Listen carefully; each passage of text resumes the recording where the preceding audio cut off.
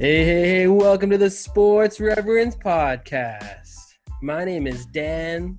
And my name's Drew. We're no experts, but we are the Sports Reverends.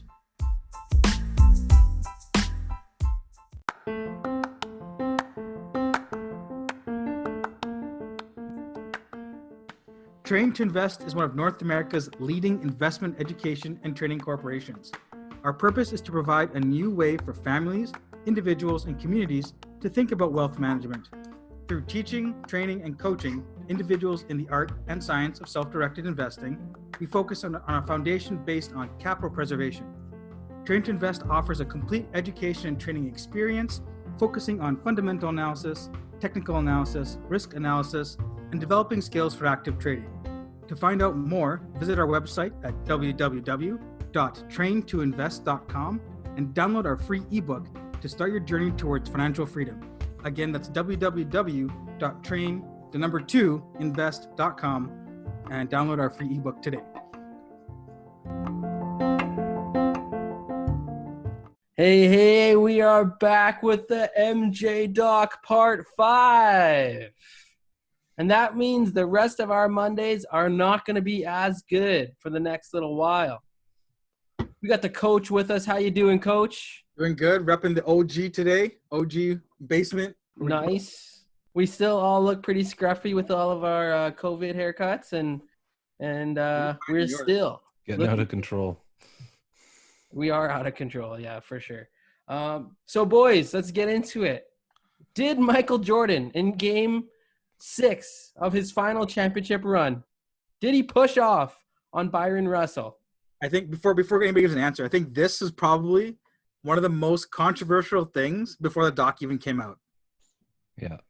It's been one of the weirdest things to talk about before this doc came out. Drew, go ahead. Well, to be honest, I've seen this clip so many times, and almost everyone I've ever heard talk about it just seems to admit that Michael Jordan did push off. And so this was my first time really looking at different angles and seeing that, yeah, he didn't push off at all. In fact, I love a Bob Costas quote where he says it's basically like a maitre d' showing someone his table. Like, that's how much of a hand he had on his backside. And honestly, from that back angle, you can see that he barely touched him. His momentum was going that way. And yeah, it's just one of the greatest clips in NBA history, though. Yeah, anybody I've talked this about with lots of people, and I've always held the position that he didn't push off. Always. But to me, like, watching that clip and watching Jordan talk about it, the way that he even recognizes that, Russell's plays on the balls with his feet, so he just need one move to get him, and then he just recognizes in game that he's already falling over like that is just such the analytical side, which is crazy. And so just a little, and then boom, nails it. Unbelievable. But I have always said, and I will go on record, and anybody can try and prove me wrong, I've always said Jordan never pushed off. So this was like vindication Monday for me, which is great. Are you guys crazy? Are you guys you're just so biased. There was a giant push off. It was egregious. Okay, it was the biggest push. That would not be allowed in today's game at all. All right, Reggie Miller pushed off Jordan. That's the only push off I saw in that whole docuseries. Okay, that was the biggest push off ever. Still a big shot, though. Yeah, he did hit the shot, but that was the only push off I saw in the docuseries. That MJ push off, that was a little tap on the behind. That was nothing. That's allowed. That Reggie push off was egregious. That was a great word choice, because honestly, you see that in today. If somebody did that to James Harden, he'd be flopping all the way back to center court. Yeah. Flagrant foul. It would be a horrendous. It'd be on ESPN, Sports Center, everything. Talk about how so and so pushed off. And but that's what I love. I think this shows to Jordan again. Yeah. He didn't react to that at all, because he respected guys that played hard. Yeah. and he would do the same thing to you if he could, right? And I agree with you guys. I don't even want to like talk about Jordan's push off being a push off because there was nothing there. And let's continue on. Let's just move on from that because that's an issue that shouldn't even be talked about anymore. Docuseries has our back. There's vindication, like you said. That was my Brooklyn Nine-Nine Captain. What's his name? Holt? Yeah, Captain Holt reference there. No, Thank that you. was So nice. Reggie push off definitely was a push off. It kind of brings up the question, okay? The physicality from the games from back then. Would Jordan be able to fare in today's game? And like in the terms of obviously the physicality is different, the rules are different. Would he be able to fare in today's game? Honest opinion, no bias. What do you think? Start with you, Coach. As the old man of the group, I think I have the best perspective on this. Of course. Yeah, Like obviously. like all the elderly say. Come on, Dad. I think he would be just as dominant, because he has, like I've talked before, unlike some of today's superstars, he's got moves and then counter moves. And I'll let Drew talk about the points percentage, but I don't with the hands. You just look at from the episode 1 until now, the physicality of him going to the hoop day in day out, and a lot of that stuff not being called. If he does that today, it is free throw bonanza. Then you toss in on top the fact that it's Michael Jordan, the quote unquote superstar of the league, and he's gonna get superstar calls on top of that, right? So I think you brought up earlier, Dan, he would add at minimum 2 points per quarter, right? And it would just be another insane thing for him. I agree. It would be harder because Kawhi is a great defender. Got guys like Paul George, and I think there's a better understanding of team dynamics for team defense. But Jordan would just dominate as he did back then in today's game. That's my take. I also think he would be just as dominant, if not more dominant, because of the physicality in the game that was going on back then. His body wouldn't break down, and he'd still be giving all he had, but they wouldn't have the liberty to hack at him like they did back then. So his body would be able to get through a lot more. I have no doubt he would develop a 3-point shot. A better. And yeah, when we're looking at percentages of how much he scored, that's another thing that stood out to me about basketball back then. I'm sort of new to watching NBA basketball, but like the points, the scoring back then, like some of the games were in the 70s in playoff games, 70s, 80s, 90 if it was a really high scoring game. Today we're seeing consistently like 120.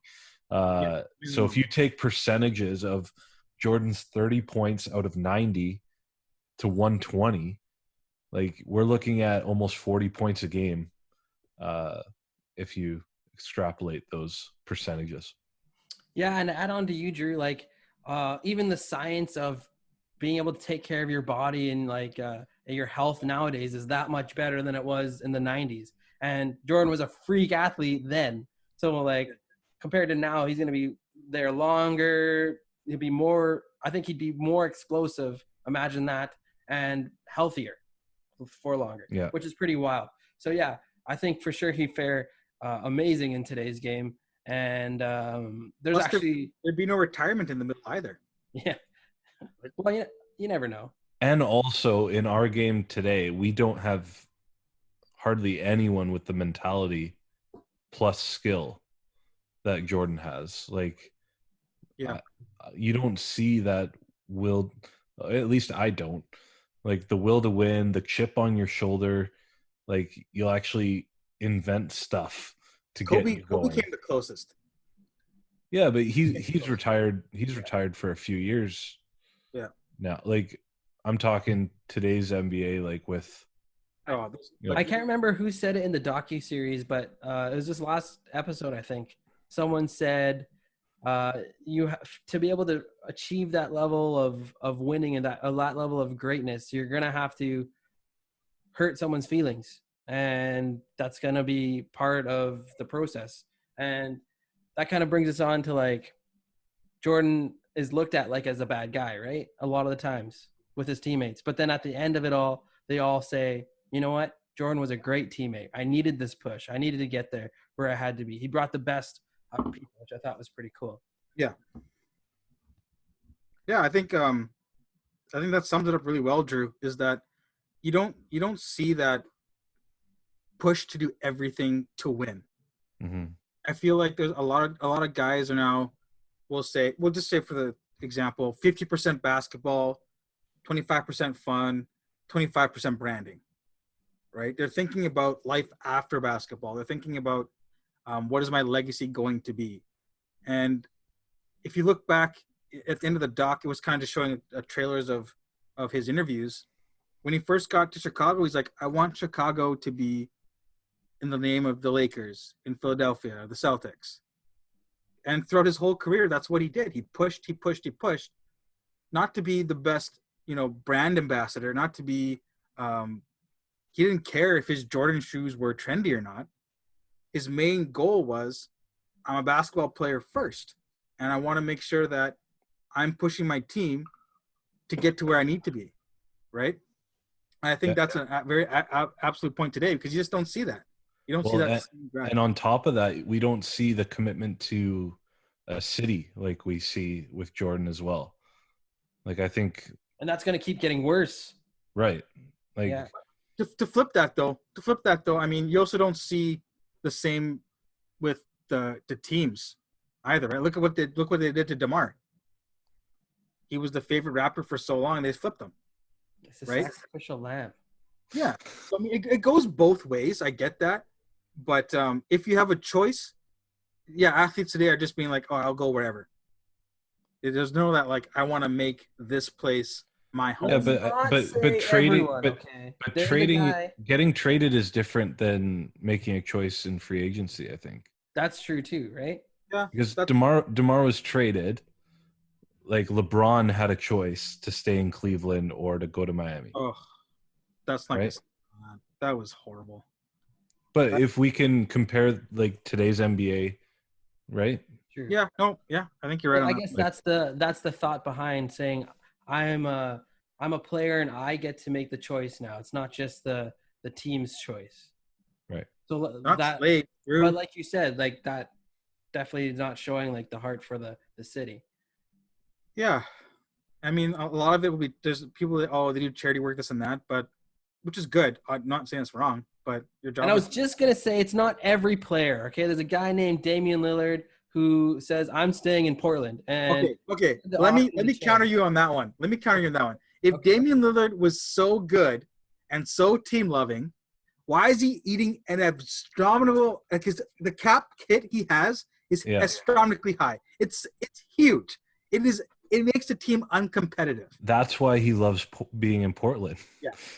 They're gonna give him $40 million. Oh, if he was making $40 million anywhere else, he'd go there and love that. What?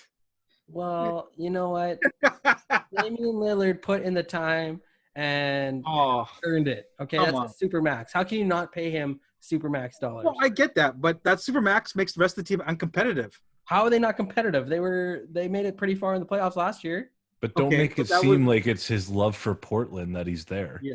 But he could have left. And made a lot less. Yeah. He's still making he still make 30 plus million. Okay, hold on. So let's just say he instead of 40, 45, he makes 30. Okay? That $15 million can go a long way to getting a better bench, better role-playing squad. Portland only got that far because tons of guys got hurt. Who they played. Whoa. What? I mean, come on. They didn't even have Nurkic. The Nurkic might never play again, it seems. He's always hurt. Well, no, he's still recovering. Okay, anyways, let's break right there. We're going to hear a word from our sponsors.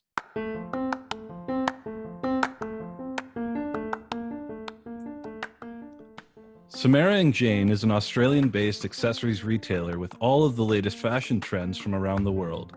Ladies, update your style game with gorgeous earrings, necklaces, and other jewelry for affordable prices.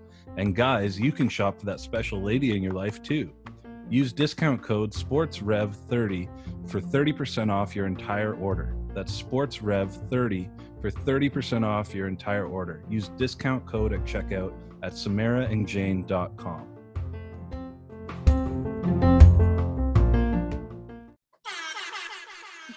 All right, everybody, and we're back. Boom, boom. Pew, pew.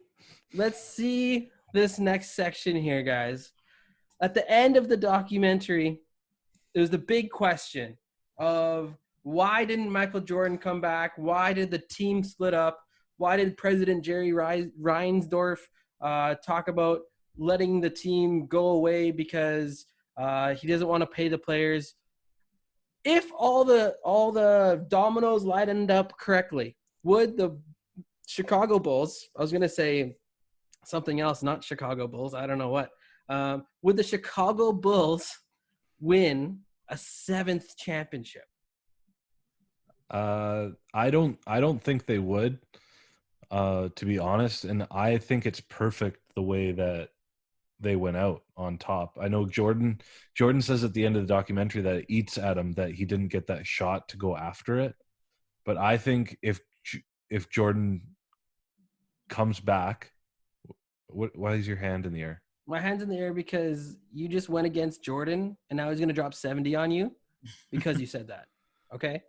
We learned that from the documentary. If I get to play one-on-one against Jordan, that's awesome. So I don't care. Okay, sorry. Finish your thought, Drew. But yeah, like you hear him at the end of the doc say, like, it eats at him for that he didn't get to go after that 7th championship. But I think if he comes back and they lose, I think it doesn't really mar his legacy, but I think it's a perfect way to go out, right? We don't even have to get into Washington, okay? This is the docu series podcast, okay?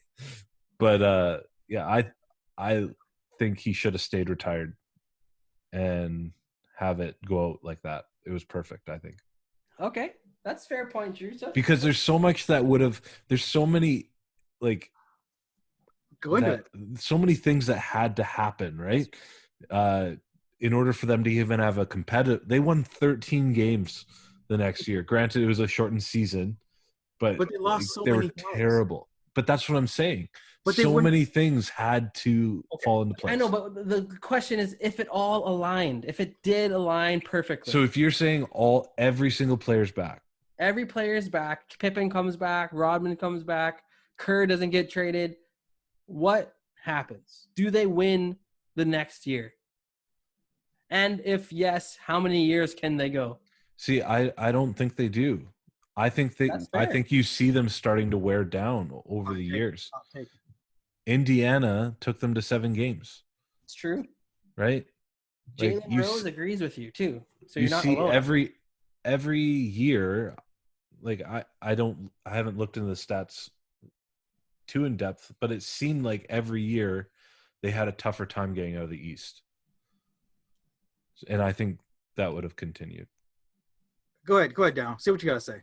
Yeah, like I think you bring up good points, Drew, but I'm going to respectfully disagree.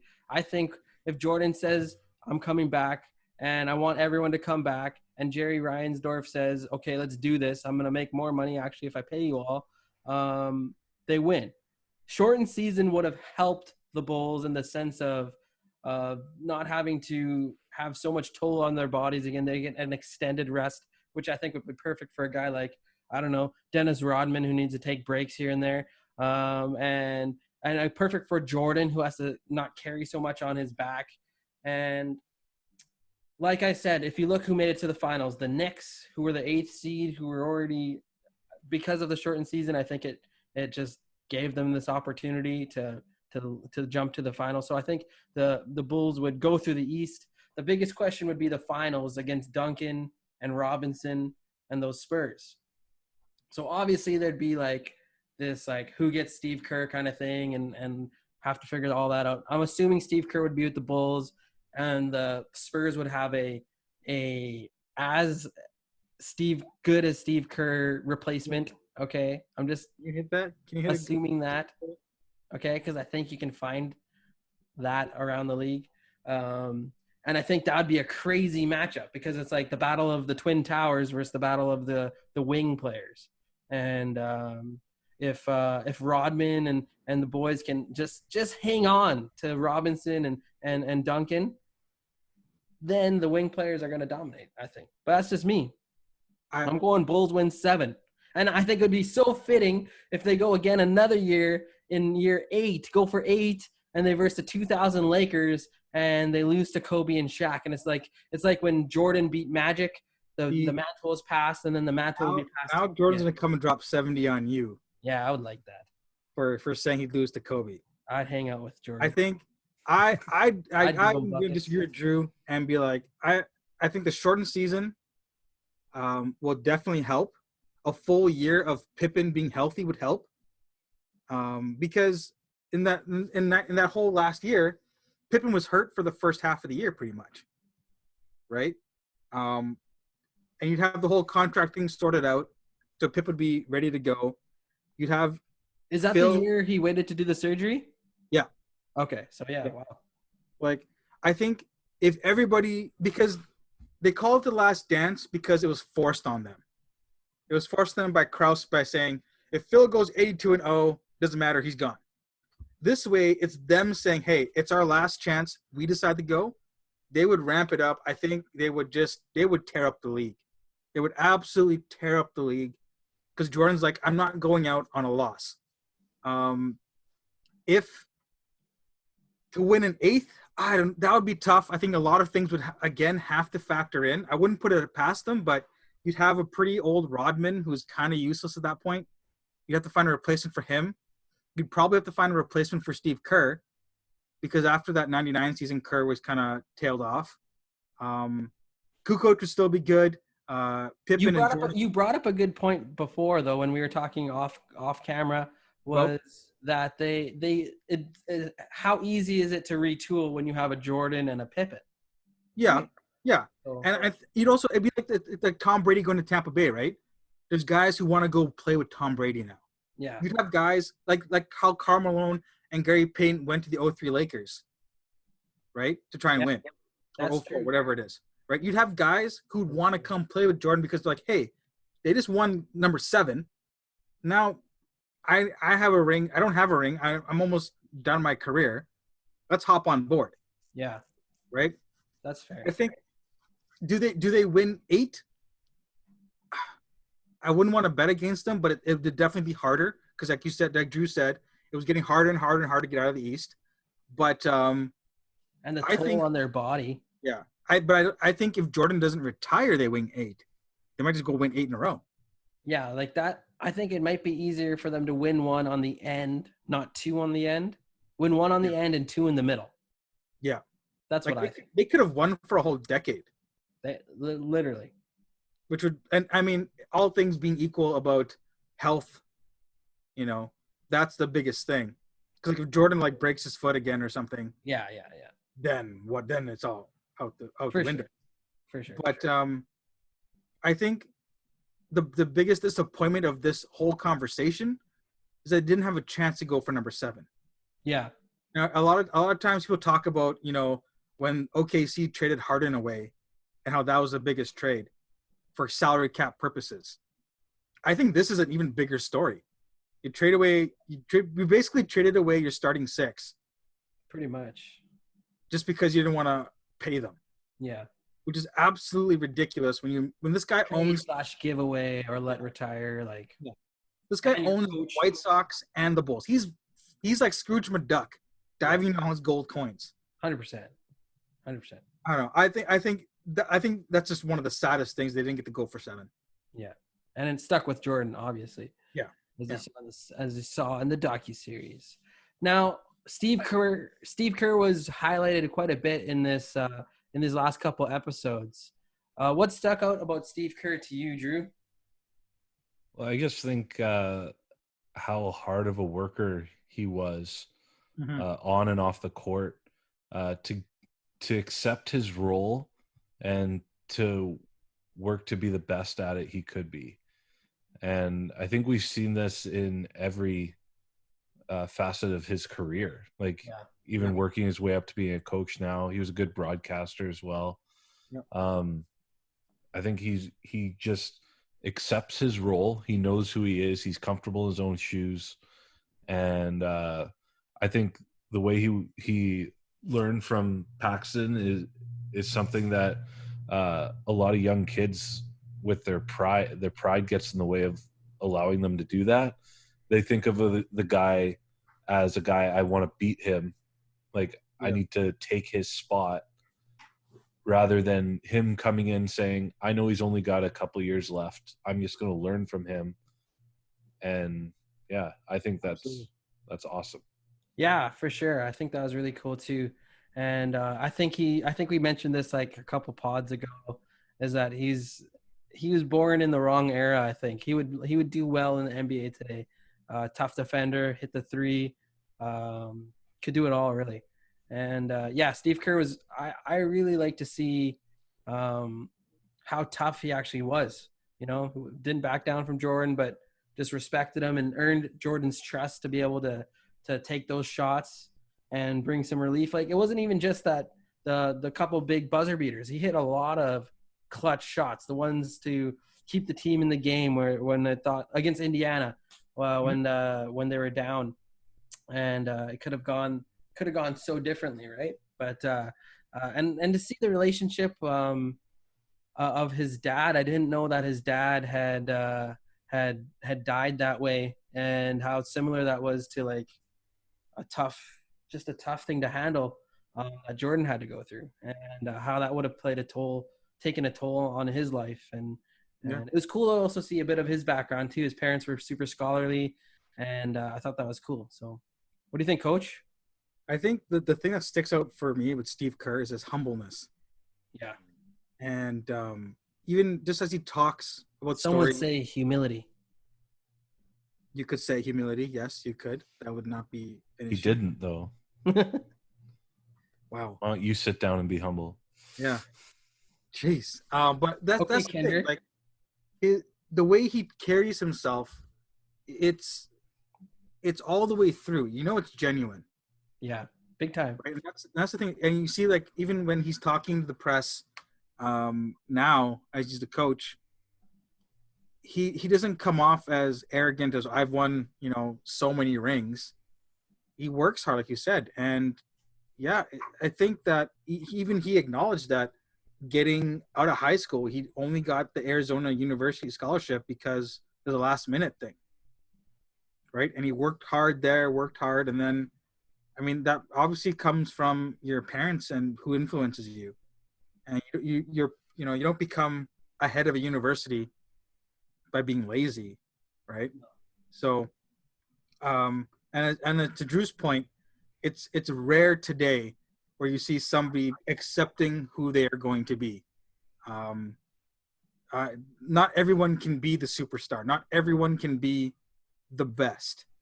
And a lot of people coming out of university or the one and dones, whatever, like Drew said, they're looking to take somebody's spot. Yeah. And just to have the awareness to be like, okay, I'm not athletic as Michael Jordan. I can't do this, can't do that. But what I can do is excel at shooting and working hard and playing defense. I mean, look at his career. How many guys would want a career like that? A career like that you're going to get 5 shots a game. Yeah. Like, there's and there are a lot of stories in the NBA where guys have come in thinking they're the best, got knocked down a few pegs, moved to a better situation, learned from somebody else, and recouped that, right? I think for me, another example very similar to this would be Manu Ginobili, because he could have started for that team, any team, right? But Pop said, "Hey, I need you to run the bench squad," and Manu's like, "Sure, that's the best thing for the team to win," and look at the success he had. Yeah, I think something that if somebody took away from the doc that is non-MJ side would be, not, I don't want to say this in a bad way, but know your role and accept it. Don't be upset that it's not where you want it to be. Just work your best and see where that takes you. Yeah. You never know. Yeah, that's good. That's good. Yeah, there even is an arrogance to be like a Pippin, right? But to know you're a role player, that's even more, takes a lot more humility. I like that. Okay, let's talk about the great Rodzilla. And how amazing is it? You're in the middle of, some of the biggest games in your life, and you're just gonna take off for a couple days or a day and go do some wrestling match. Hulk Let's Hogan. just speak to that. Yeah, Drew, speak to that for a little bit here. Well, it just seems crazy to me from all angles of it. Like how Dennis Rodman feels like this is okay, and he still talks about it like There's no big deal. No big deal. Then there's Phil Jackson's side of it, who handles it like it's a joke as well. Like the media is asking about it, he's like, "Well, he's not here." So like, they're like, "Where is he?" "Well, he's not here."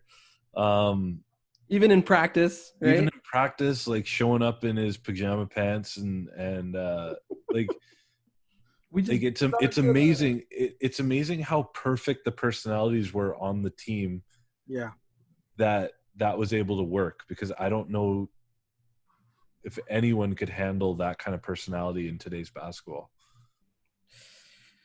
Can you imagine Greg Popovich trying to deal with Dennis Rodman? Like, he would lose his mind.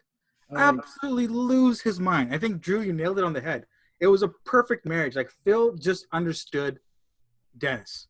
Yeah. He understood that it was going to be wild. He would do like the most ridiculous things. But he's going to bring it. And even Dennis said to himself, I will be out wherever, but come game time, you're getting 100%. And the game after this whole wrestling thing, he just went and dominated on the boards. Like, no big deal. Like his regular self. Like, he just went out and just rebounded everything. And hit 2 free throws in the end to be clutch. Yeah. Right? And gives the shrug. Yeah. It's like, that one what am I going to do? So, I think this is the perfect blend of having Jordan there to be putting pressure on people, having Phil to be the outlet and to deal with the fallout from that. But though, like, I didn't realize Phil was so intense himself, though, right? There's clips of him like cussing out his team, cussing out the players, and I just kind of viewed him as like this, Zen kind of hippy dippy, and I thought that's how he kind of related with Rodman in that sense, right? But he was actually super intense. I was a little shocked. I think because you're right. He just comes off as hippy dippy. But I just see Phil with Kobe and Shaq, like, he looks pretty like relaxed on the sidelines in his raised seat because he's so tall, and he rarely wants to get up out of it, right? He could barely get up at that point. But like I think that's the aspect of coaching that you have to connect with your players, because if you don't show that same intensity, why would you as a player be like, oh, coach doesn't care, why should I care? Right? And we've all had coaches who are just showing up, kind of putting in the time, don't show that passion towards you, and that doesn't make you enjoy the game, right? It doesn't make you enjoy what you're doing or practice.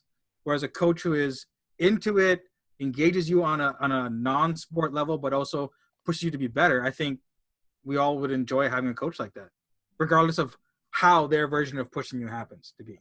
I don't know about this era, Joel. Coaches that push you, that might be offensive. Well, I got a lot of flack for saying kids are soft these days, with a lot of qualitative answers about this and that. So I'm going to shy away from that, and then not even well, you just kind of said it again, and they don't have a voice to argue back, so it is what it is. Yeah, it is what it is. I think today, like, if you have like coaches today are in a tough position because even though they have quote unquote authority, if I'm making $30 million a year and my boss who's supposed to be in charge of me is making $3 million, well, I don't care. I really don't care what he's got to say at this point, as long as I'm doing what's best for me. You know what I mean? Like, there's that weird dynamic. Yeah. That just kind of gets punted out the window. And like that is a lot different than, like, you saw the respect Jordan had for his coaches, right? And all those guys had for their coaches, right?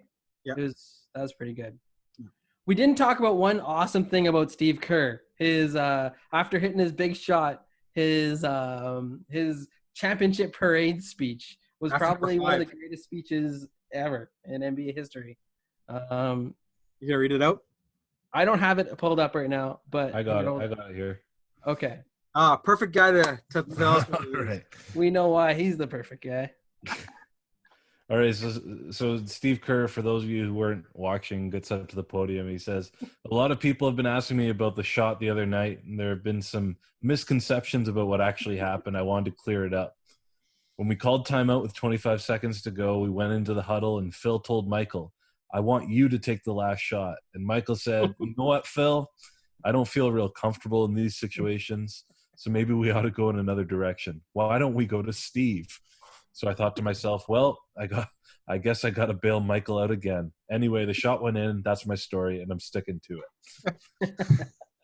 I know another Steve who would mimic that speech, and some call him Bubs, but One thing about that memory, though, like when they're on the bench, Jordan's kind of like whispering by his cup for Steve to be ready.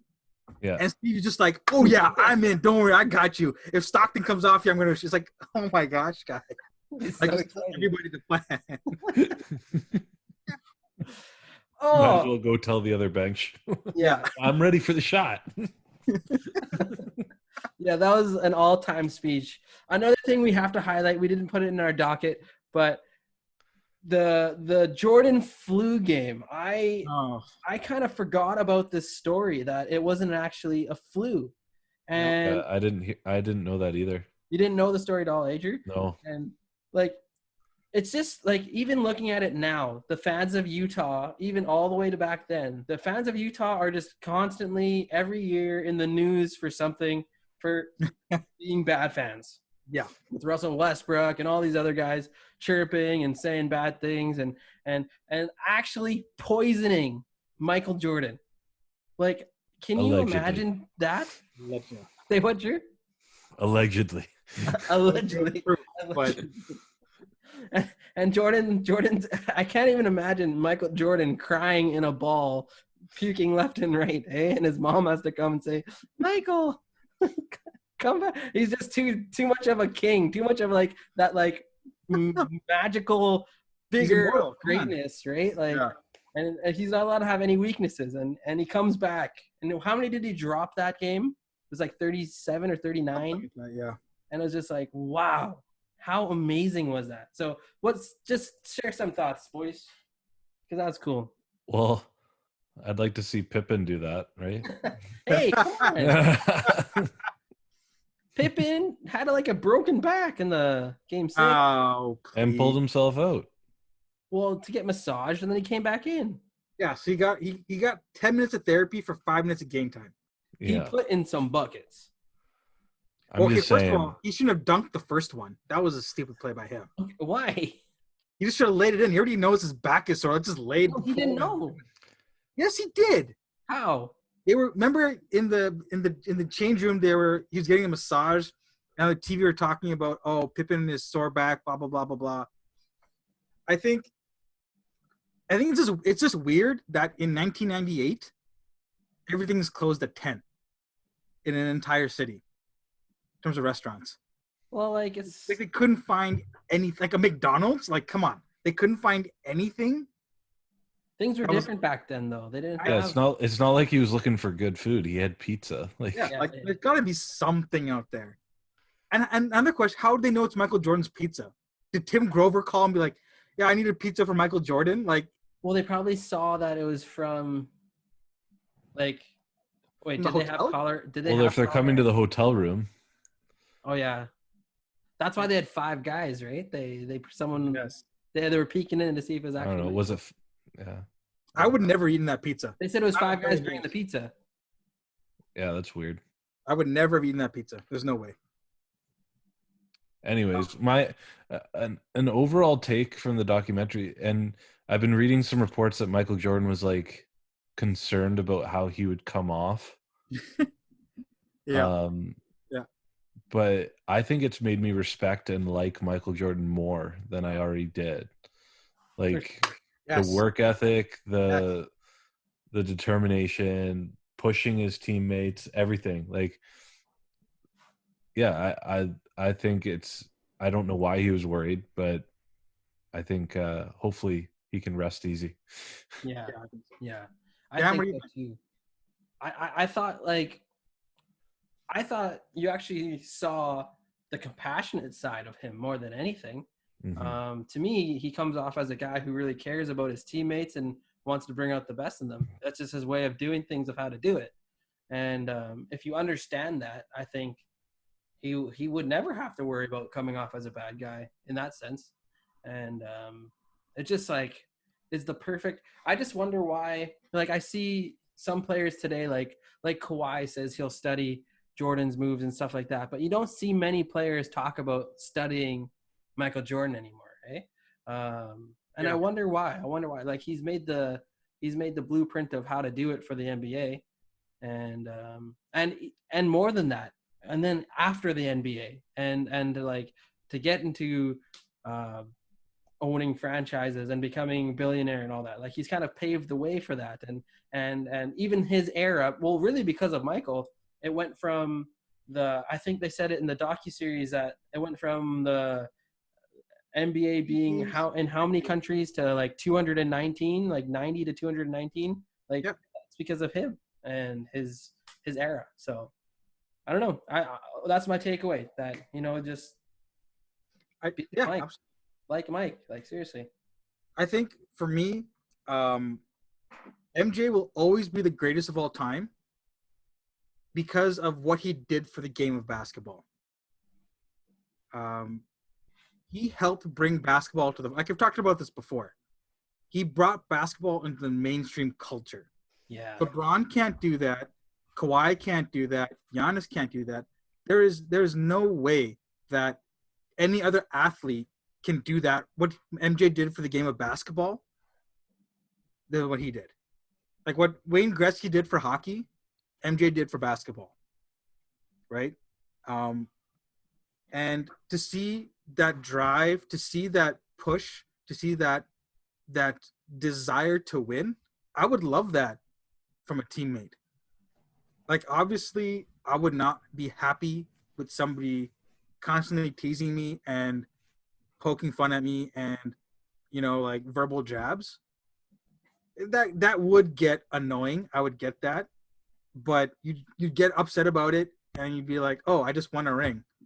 Yeah, especially when it comes to like physical competing, right? Like that's where he pushed you the most. Like Exactly.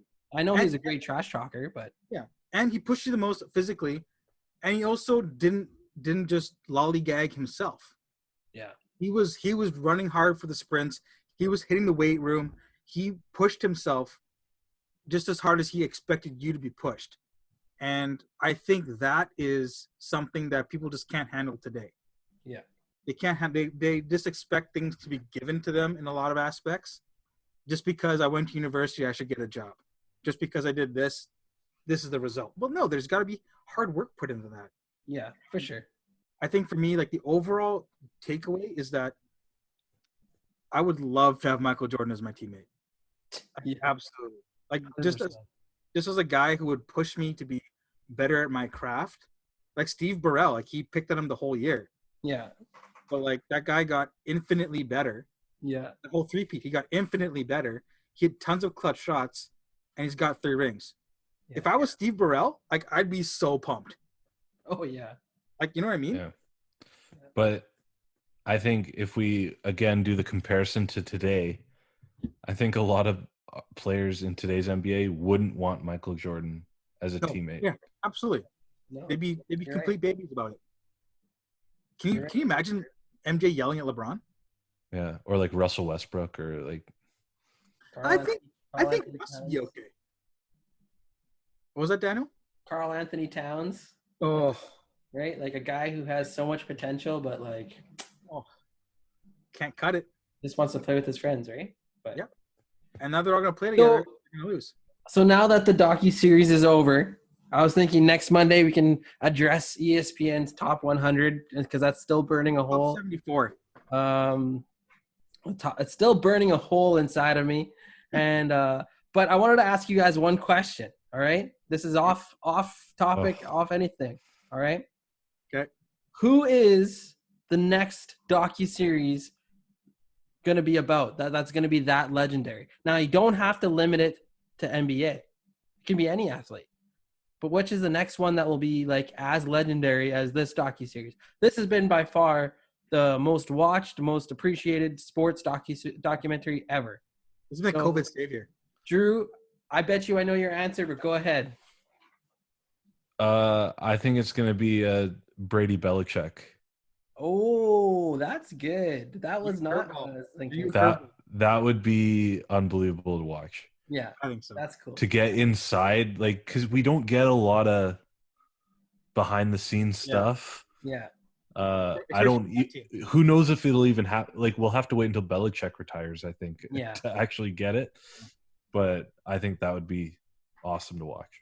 There is a great, I think it's an hour-long kind of, it's almost like a documentary, but with Bill Belichick and Bill Parcells. Yeah. And I think it's only on Bills. ESPN Plus right now.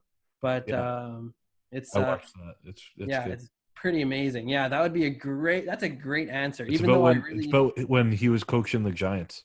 Yeah. And how he transferred over to the that's crazy. That's a crazy story. Yeah. And that's a great, even though I don't like the Patriots at all, I think that'd be a great docuseries. What do you think, Coach? I think LeBron's gonna rush one out now because he's LeBron.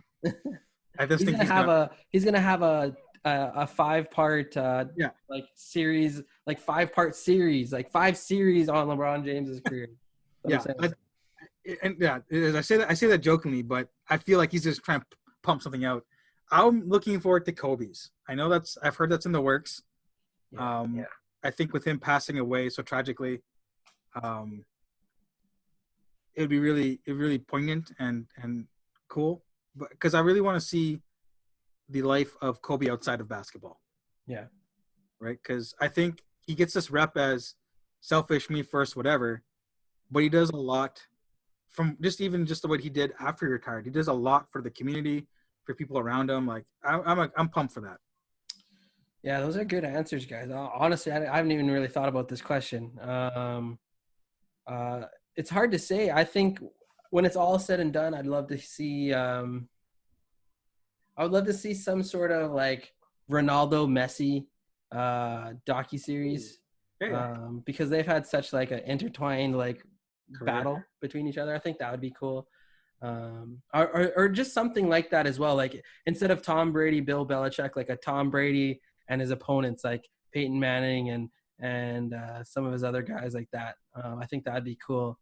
Tiger Woods one would be cool too. Cowboy reference. Tiger Woods for sure. I think when it's all said and done with Mike Trout, he would be. That's who I thought you were gonna say, Drew. Mike Trout's gonna be still early in his career though. Yeah, I'm projecting is what I'm trying to say. A Kawhi Leonard one? No, I'm just kidding. That'd be the most boring. So yeah, all right, boys. So that's what we have going on. Mondays are over. Oh man. Yeah, I know Mondays are going to be different now. But this week, I know there's lots to talk about for the rest of sports and breaking news and all that kind of stuff. I think there's going to be some good breaking news for the NHL this week. That's my prediction. Well, it's not my prediction. It's what they said on the news. Coming in here. Hopefully, we got some awesome stuff coming up on Thursday's podcast. Make sure you guys check out our new YouTube page and our Twitter account on both of those. Say again? Our website.